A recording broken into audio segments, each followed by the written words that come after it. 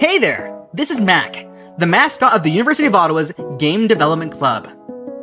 I'm here to present you a summary of our latest workshop on the Igloo Vision technology. A special thanks goes out to our good friend at Igloo Vision, Selly, for creating this tutorial. So anyways, without further ado, let's get on with the show!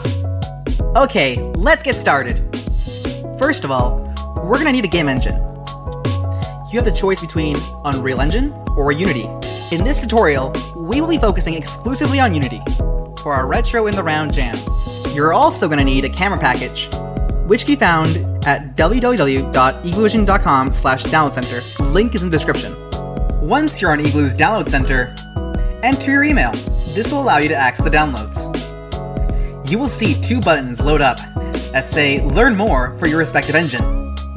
Click on the one belonging to your engine. This will take you to the download page. You're also going to need Spout SDK, which is at the linked GitHub repo in the description. When you get to the Spout repo, scroll down and look for the file spout 2007-016.zip and download that. Once downloaded, extract that in a safe location. You are going to want to test Spout SDK. So, what do? Enter the root of the folder. You should see a file labeled Demo. Open up Spout Receiver and Spout Sender. If everything is set up correctly, you should see two spinning cubes. If they don't work, go into your graphics settings by hitting the Windows key and searching up graphics settings. Once in graphics settings, search up Spout and make sure to set them both to high performance. Leave both receiver and sender open to ensure their functionality, or reopen them as needed. Okay, time to head to Unity. Let's start by opening a blank Unity scene. Make sure to place your camera package in the same folder as your project.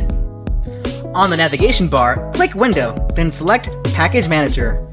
Once in Package Manager, click on the top left plus sign. A drop-down menu should appear. Then select Install Package from Tarball.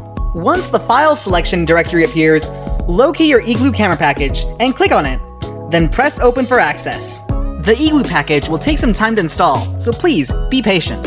Once the Igloo package is installed, head to the navigation bar and click on Tools. A drop-down menu will appear. Click on Igloo from the submenu. The Igloo interface will appear. Click on Settings Manager, then close it to avoid a bug with the installation process. Repeat this step, go back into Tools into the Igloo menu, and hit Apply Igloo Settings. A window will appear. Click on Install all essential packages, as we don't need network features. To ensure the well-being of the installation, go to your Console tab and click anywhere outside of the Unity program to finish installing the packages. Go back to the Tools Igloo submenu and click Spawn Igloo Manager from the Igloo interface. Once spawned, check if the Spout Resources box is filled. Alright, Unity is set up. So let's test those packages out, shall we? Right-click under the Sample Scene tab to place a 3D object, specifically a cube, which we will turn into a platform. Set its X and Z dimensions to 10 to make a platform. Hit play and open your Spout receiver. You will see the output as projected on an Igloo screen. It applies perspective and depth to your image.